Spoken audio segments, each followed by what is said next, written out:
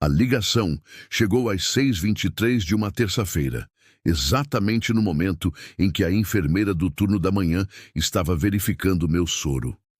Eu estava internada há 3 dias, me recuperando de um acidente de carro que me deixou com uma perna quebrada, 2 costelas fraturadas e uma concussão que ainda fazia o quarto girar sempre que eu me movia muito rapidamente.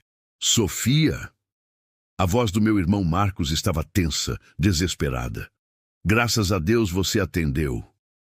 Marcos, o que aconteceu? Perguntei, tentando me sentar apesar da dor perfurante nas minhas costelas. É a mamãe. Ela desmaiou em casa ontem à noite. Levaram ela às pressas para o Hospital São José e ela precisa de uma cirurgia cardíaca de emergência. Meu coração disparou. Mesmo através da névoa dos analgésicos, o pânico cortou como uma lâmina. Nossa mãe, Helena, sempre foi a rocha da família. Aos 62 anos, ela trabalhava como professora há mais de 30 anos, criou a mim e ao Marcos sozinha depois que nosso pai nos abandonou quando eu tinha apenas 12 anos. Como assim cirurgia cardíaca? Ela estava bem na semana passada, quando me visitou aqui no hospital.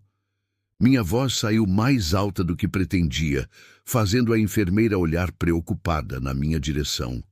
Os médicos dizem que foi um infarto silencioso. Sofia, aparentemente ela vinha tendo sintomas há meses, mas você sabe como ela é. Sempre colocando todo mundo na frente dela mesma. Era verdade. Mamãe era daquelas pessoas que trabalhava mesmo doente, que guardava suas dores para si mesma, para não preocupar ninguém. Quantas vezes eu não a vi tomando aspirina escondida ou dizendo que estava só um pouco cansada, quando claramente algo estava errado. Onde você está agora?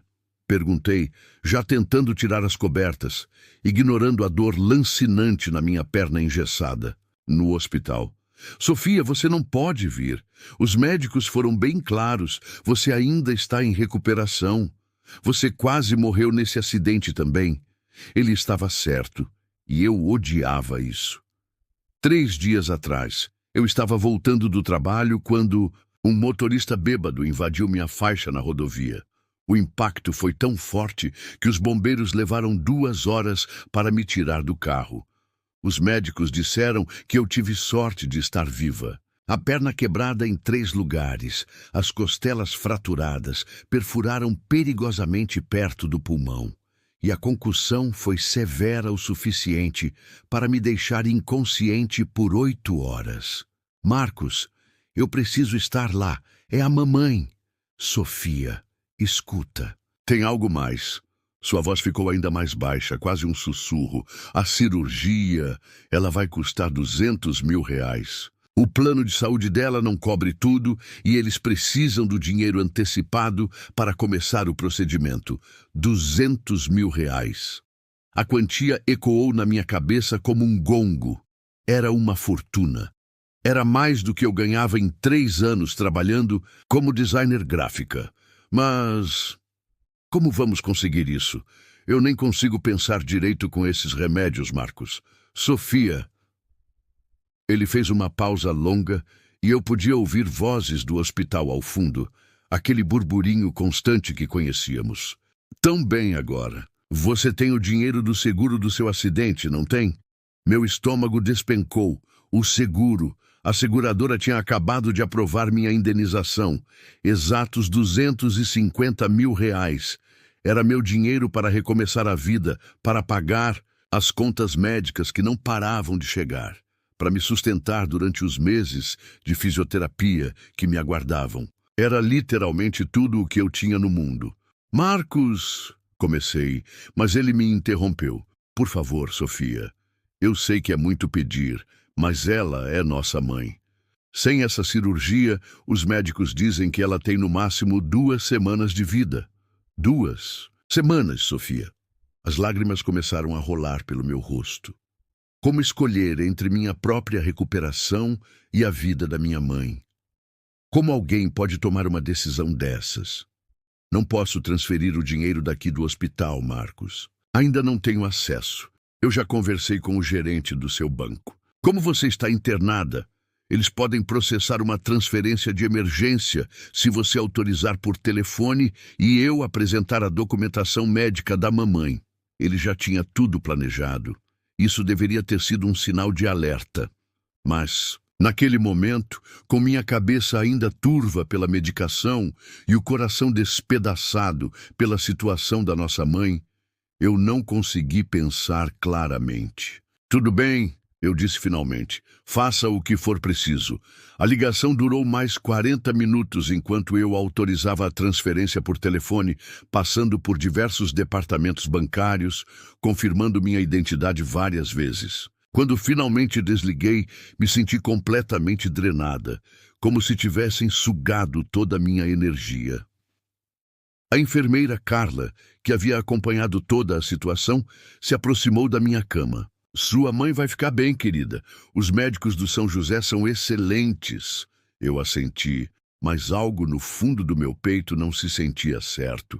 Não conseguia colocar o dedo no que era, mas havia uma sensação estranha, uma pontada de desconfiança, que eu tentava ignorar. 2 horas depois, Marcos ligou novamente. Sofia, eles conseguiram. A cirurgia foi agendada para ainda hoje. Os médicos estão otimistas. Posso falar com ela antes da cirurgia? Ela está sedada para os exames pré-operatórios, mas eu digo que você mandou todo o seu amor. O resto do dia passou como uma névoa de ansiedade e dor física. Cada vez que meu telefone tocava, meu coração disparava, pensando que eram notícias sobre a cirurgia da mamãe. Mas as ligações eram apenas de amigos querendo saber como eu estava, ou do escritório perguntando quando eu voltaria ao trabalho. Foi durante uma dessas ligações, por volta das 5 da tarde, que minha melhor amiga, Juliana, deixou escapar algo que fez meu sangue gelar. Que estranho, ela disse. Passei na frente da casa da sua mãe hoje de manhã para pegar algumas roupas para você, como você pediu, e vi ela regando as plantas no jardim. Como assim regando as plantas? Juliana, minha mãe está no hospital tendo uma cirurgia cardíaca. Silêncio do outro lado da linha. Sofia, são 5:30 da tarde. Eu vi sua mãe há 2 horas. Ela estava bem, conversando com a vizinha, rindo inclusive. Meu mundo desabou naquele momento.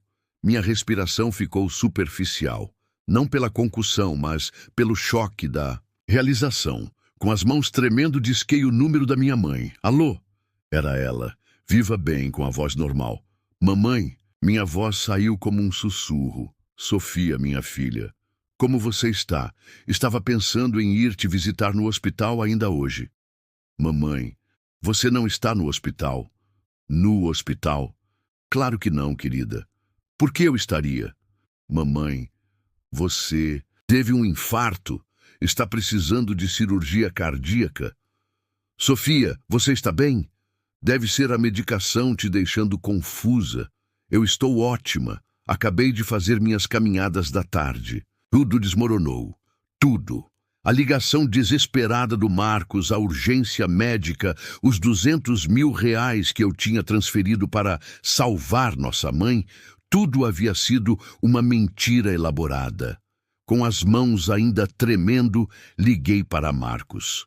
Direto para a caixa postal. Tentei novamente, caixa postal, e mais uma vez. Nada. Foi então que a verdade começou a se formar na minha mente como peças de um quebra-cabeça macabro. Marcos sempre teve problemas com dinheiro. Nos últimos 2 anos, ele havia perdido 2 empregos por faltas excessivas. Eu sabia que ele estava bebendo mais do que deveria, e havia rumores na família de que ele estava devendo para pessoas perigosas. 2 semanas antes do meu acidente, ele havia me procurado pedindo 10 mil reais emprestados para quitar umas dívidas urgentes. Eu disse que não tinha, o que era verdade na época. Mas ele sabia sobre o processo do seguro, sabia que eu receberia uma indenização substancial. A enfermeira Carla deve ter notado minha respiração acelerada, porque ela se aproximou rapidamente. Sofia, você está muito pálida. O que aconteceu? Eu preciso ligar para a polícia? consegui dizer entre respirações ofegantes. Meu irmão, ele me roubou. Ele inventou que minha mãe estava morrendo e me fez transferir R$ 200 mil para ele. As próximas horas foram um borrão de ligações para bancos, relatórios policiais feitos por telefone da minha cama de hospital e a realização devastadora de que eu havia sido vítima de um golpe elaborado por minha própria família.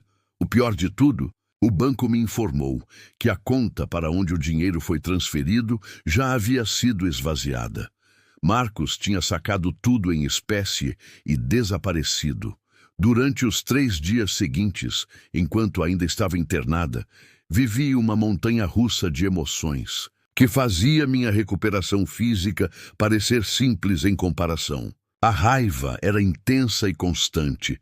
Como meu próprio irmão pôde fazer isso comigo no momento mais vulnerável da minha vida? A tristeza vinha em ondas, especialmente quando eu pensava em todos os momentos bons que tínhamos compartilhado durante nossa infância difícil, depois que papai foi embora. Mamãe veio me visitar assim que soube o que havia acontecido. Ela chorou mais do que eu, se sentindo culpada por ter criado alguém capaz de tal crueldade. Eu falhei como mãe, ela repetia, segurando minha mão boa enquanto lágrimas desciam pelo seu rosto. Mamãe, isso não é culpa sua. Marcos é um adulto, ele escolheu fazer isso. Mas por dentro eu também estava me questionando. Como eu não tinha visto os sinais? Como fui tão ingênua em confiar cegamente, mesmo quando pequenas coisas não faziam sentido? A resposta veio durante uma conversa com a psicóloga do hospital, doutora Mercedes, que havia sido chamada para me ajudar a processar o trauma emocional além do físico. Sofia, ela disse durante uma de nossas sessões, pessoas que cometem esse tipo de fraude emocional são manipuladoras expertises. Elas sabem exatamente quando e como nos atingir no nosso ponto mais vulnerável. Você estava sob medicação forte, se recuperando de um trauma físico severo, e ele usou sua maior fraqueza, seu amor pela sua mãe, contra você. Isso fez sentido, mas não aliviava a dor da traição. No 5º dia da minha internação, recebi uma ligação de um número desconhecido. Sofia. Era Marcos. Minha primeira reação foi desligar, mas algo me fez permanecer na linha. Onde você está? Onde está meu dinheiro? Sofia, eu posso explicar tudo. Explicar, Marcos. Você inventou que nossa mãe estava morrendo. Você me fez transferir todos os meus recursos enquanto eu estava internada, mal conseguindo pensar direito. Eu sei que parece terrível, mas eu estava desesperado. Aquelas pessoas que eu devo dinheiro, elas ameaçaram me machucar. Ameaçaram machucar vocês também se eu não pagasse. Mesmo através da minha raiva, uma parte de mim queria acreditar que havia alguma justificativa, alguma razão que tornasse tudo isso menos monstruoso. Então, por que não me contou a verdade? Por que teve que inventar essa história sobre a mamãe? Porque você nunca me emprestaria R$ 200 mil para pagar dívidas de jogo, Sofia. Mas para salvar a vida da mamãe, eu sabia que você faria qualquer coisa. A frieza calculista por trás das suas palavras me atingiu como um soco. Ele havia planejado tudo meticulosamente. Ele conhecia meu coração melhor do que eu mesma e usou isso para me destruir. Marcos, esse dinheiro era tudo o que eu tinha. Era para minha recuperação, para minhas contas médicas, para me sustentar enquanto não posso trabalhar. Você me deixou sem nada. Eu sei e eu vou devolver tudo. Só preciso de um tempo. Como? Você gastou tudo em apostas. Silêncio. Então, finalmente, não tudo. Ainda tenho cerca de 50 mil, mas o resto eu perdi tentando dobrar o dinheiro no cassino. Eu pensei que se conseguisse multiplicar, poderia te devolver tudo e ainda resolver meus problemas. Era ainda pior do que eu imaginava. Ele não apenas tinha me roubado, ele havia jogado minha vida inteira na mesa de pôquer.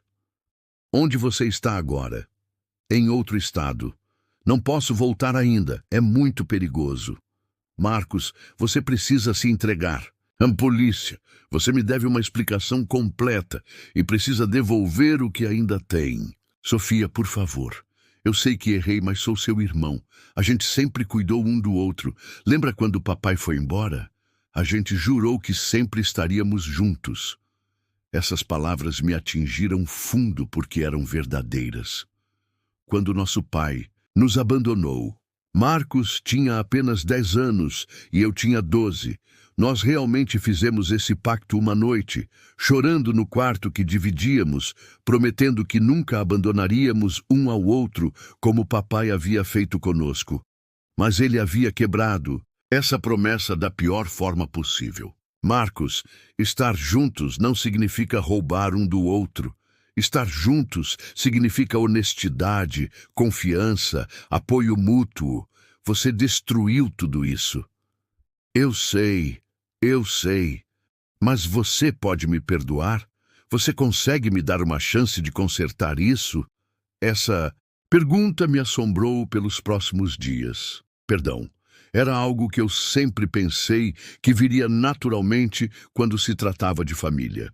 Mas como perdoar alguém que havia me usado de forma tão calculista? Como confiar novamente em alguém que mentiu de forma tão convincente sobre algo tão sério? Quando finalmente recebi alta do hospital, uma semana depois, eu estava física e emocionalmente exausta. Mamãe havia insistido que eu ficasse na casa dela durante minha recuperação, o que era uma bênção porque eu não tinha como pagar aluguel pelos próximos meses. Voltando para casa na cadeira de rodas, já que ainda não podia apoiar peso na perna engessada. Eu me senti como se estivesse vendo minha vida anterior através de vidro fosco. Tudo estava diferente agora. Não apenas porque eu estava ferida, mas porque minha percepção de confiança, de família, de segurança havia sido fundamentalmente alterada. Durante as primeiras semanas em casa, eu oscilava entre momentos de depressão profunda e picos de raiva intensa. Algumas manhãs, eu acordava esquecendo momentaneamente o que tinha acontecido, até que a realidade da minha situação financeira me atingia como uma onda gelada. Sem o dinheiro do seguro, eu teria que depender da Previdência Social por incapacidade temporária, uma quantia que mal cobria minhas necessidades básicas, quanto mais as contas médicas que continuavam chegando. Minha fisioterapia particular, que os médicos recomendaram para uma recuperação completa, estava completamente fora de questão financeiramente. Foi durante uma dessas sessões de autocompaixão que recebi outra ligação de Marcos. Sofia, eu tenho notícias.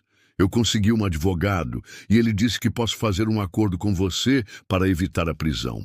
Eu posso te devolver os 50 mil que ainda tenho e o resto eu pagaria em parcelas ao longo de 5 anos. 5 anos. Para receber de volta dinheiro que era meu por direito. Marcos, em 5 anos eu posso estar morta. Eu preciso desse dinheiro. Agora para me recuperar, para viver. Eu entendo, mas é o melhor que posso fazer. A alternativa seria eu ir preso e você não ver nenhum centavo nunca mais. Era chantagem emocional, mas ele estava certo sobre a realidade prática. Se ele fosse preso, eu nunca veria meu dinheiro de volta. Durante essa ligação, algo em mim mudou. A raiva deu lugar a uma clareza fria e calculista. Eu percebi que estava lidando com alguém que via nossa relação familiar puramente como uma oportunidade para manipulação. E se era assim que ele queria jogar, eu também podia ser estratégica. Tudo bem, Marcos, mas eu tenho condições. Qualquer coisa. Primeiro, eu quero os 50 mil imediatamente. Segundo, você vai assinar um documento legal estabelecendo o cronograma de pagamento dos outros 150 mil. Terceiro, você vai fazer terapia para vício em jogos e alcoolismo. Quarto, você só pode entrar em contato comigo através do advogado, sem ligações diretas, sem mensagens, nada. Sofia, não é negociável, Marcos. Essas são minhas condições para não te processar criminalmente. Houve um longo silêncio. Está bem, eu aceito. 3 semanas depois, eu estava sentada no escritório de um advogado, observando Marcos assinar os documentos que formalizavam nosso acordo.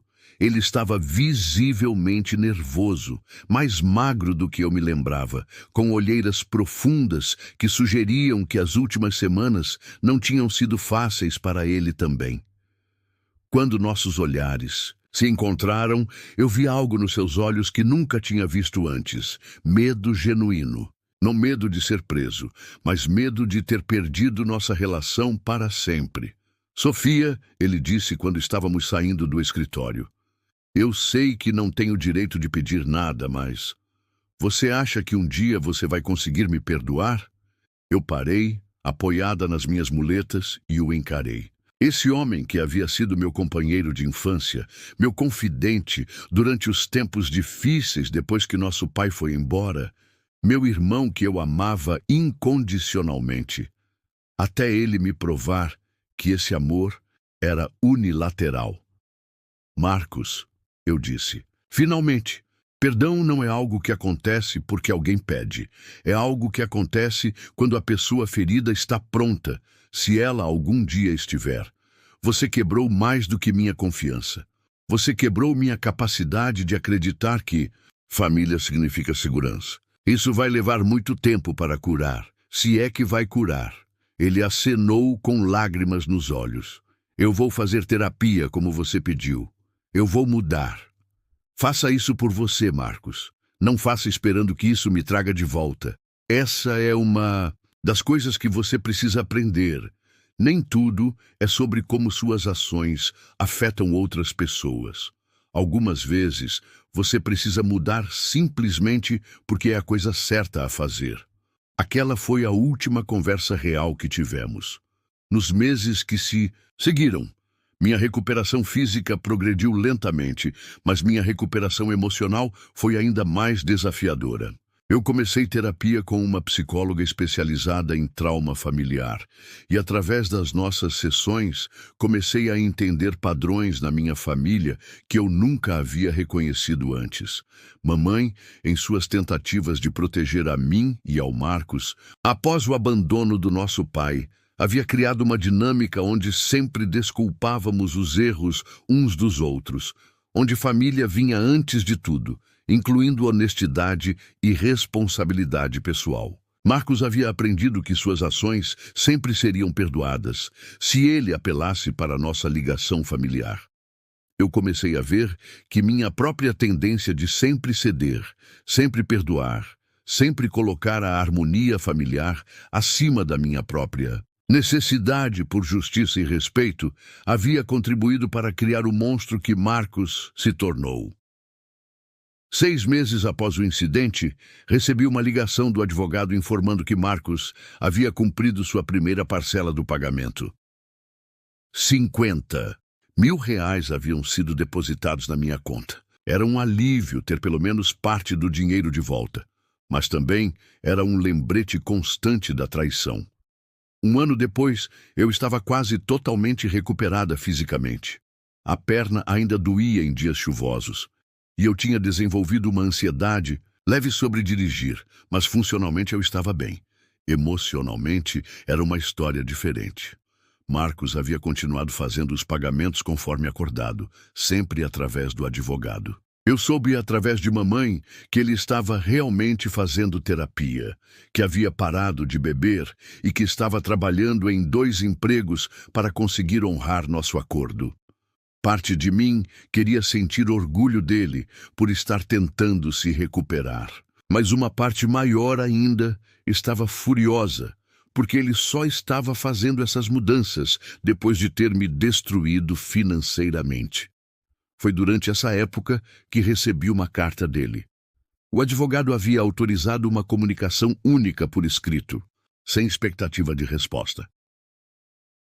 A carta era longa, detalhada e dolorosamente honesta. Marcos explicava não apenas o que havia feito, mas por que havia feito. Ele falava sobre como o vício em jogos havia começado, sobre como as dívidas tinham crescido além do seu controle, sobre como a desesperança havia distorcido sua percepção moral até o ponto onde roubar de mim pareceu justificável. Mas a parte que mais me afetou foi quando ele escreveu: "Eu sei que quebrei algo entre nós que talvez nunca possa ser consertado. Eu sei que você não me deve perdão, e eu não estou pedindo por isso. Eu só quero que você saiba que eu entendo a magnitude do que eu fiz. Eu não roubei apenas seu dinheiro. Eu roubei sua capacidade de confiar, sua sensação de segurança, sua fé na família. Eu transformei uma das piores experiências da sua vida em algo ainda pior. E por isso, eu vou carregar essa culpa pelo resto da minha vida." Ler essa carta foi catártico de uma forma que eu não esperava. Pela primeira vez, eu senti que Marcos realmente entendia não apenas o que havia feito, mas o impacto completo das suas ações. 2 anos se passaram. Marcos continuou honrando nosso acordo financeiro religiosamente. Através de mamãe, eu soube que ele havia mudado completamente sua vida. Novo emprego estável, apartamento próprio, namorada séria, ainda em terapia. Mas eu ainda não estava pronta para perdoá-lo. E estava aprendendo que isso era ok. Durante uma sessão de terapia, minha psicóloga me perguntou algo que mudou minha perspectiva. "Sofia, você sente que precisa perdoar Marcos para seguir em frente com sua vida?" Eu pensei sobre isso por um longo tempo. "Não." Eu finalmente respondi. "Eu posso ter uma vida plena e feliz sem perdoar meu irmão. Perdão não é algo que eu devo a ele ou a mim mesma. É algo que pode acontecer naturalmente, se e quando eu estiver pronta." Essa realização foi libertadora. Eu não precisava carregar a culpa de não conseguir perdoar. Eu não precisava me forçar a sentir algo que não estava sentindo genuinamente. Hoje, 3 anos após o incidente, minha vida está completamente reconstruída. Financeiramente, eu me recuperei completamente, não apenas através dos pagamentos de Marcos, mas através do meu próprio trabalho duro para reconstruir minha carreira e estabilidade. Emocionalmente, eu sou uma pessoa diferente, mais cautelosa, sim, mas também mais forte. Eu aprendi que amor incondicional por família não significa aceitar tratamento incondicional. Eu aprendi que perdão é um presente que eu dou quando estou pronta, não uma obrigação que eu devo cumprir. Marcos e eu não nos falamos diretamente até hoje. Ocasionalmente, através de mamãe, eu recebo atualizações sobre sua vida. Ele aparentemente continuou no caminho da recuperação. Parte de mim fica feliz em saber que ele encontrou uma forma de viver consigo mesmo, mas isso não muda o fato de que ele escolheu me usar da forma mais cruel possível no momento mais vulnerável da minha vida. Isso não muda o fato de que ele quebrou algo fundamental entre nós. Às vezes pessoas me perguntam se eu sinto falta dele, se eu penso em tentar reconstruir nossa relação. A resposta é complicada. Eu sinto falta do irmão que eu pensava que ele era. Eu sinto falta da nossa infância compartilhada, dos momentos de companheirismo, da sensação de que tínhamos um ao outro. Mas eu não sinto falta do homem que descobri que ele realmente era. Alguém capaz de manipular cinicamente meu amor por nossa mãe para me roubar tudo o que eu tinha enquanto eu estava quebrada e vulnerável em uma cama de hospital. Talvez um dia eu esteja pronta para explorar a possibilidade de algum tipo de relacionamento com ele novamente. Talvez um dia o perdão venha naturalmente. Ou talvez não. E eu aprendi que ambas as opções são válidas. Eu não devo nada a Marcos, além do que já dei, a oportunidade de fazer reparações financeiras sem consequências criminais. Qualquer coisa além disso é um presente que ele terá que aceitar que eu posso nunca estar disposta a dar. A lição mais importante que aprendi com tudo isso é que família não é uma carta branca para tratamento ruim. Que amor verdadeiro inclui responsabilidade, respeito e honestidade. e que, às vezes, proteger a si mesmo significa manter distância de pessoas que você ama, mesmo quando elas compartilham seu sangue. Minha vida hoje é boa. É diferente do que eu imaginava que seria 3 anos atrás, mas é autenticamente minha. Eu construí relacionamentos baseados em confiança mútua e respeito real. Eu aprendi a valorizar pessoas que me mostram quem são através de suas ações, não apenas suas palavras. E se Marcos realmente mudou, se ele realmente se tornou a pessoa que ele afirma ser agora, eu fico genuinamente feliz por ele. Mas isso é algo que ele teve que fazer por si mesmo, para si mesmo. Algumas pontes, uma vez queimadas, não podem ser reconstruídas. E às vezes, isso não é uma tragédia. Às vezes, é simplesmente a consequência natural de escolhas que foram feitas. Esta é minha história. Esta é como eu aprendi que amor próprio às vezes significa deixar pessoas que você ama para trás quando elas se mostram perigosas para a sua vida e bem-estar. E 3 anos depois, eu finalmente posso dizer que estou em paz com essa decisão.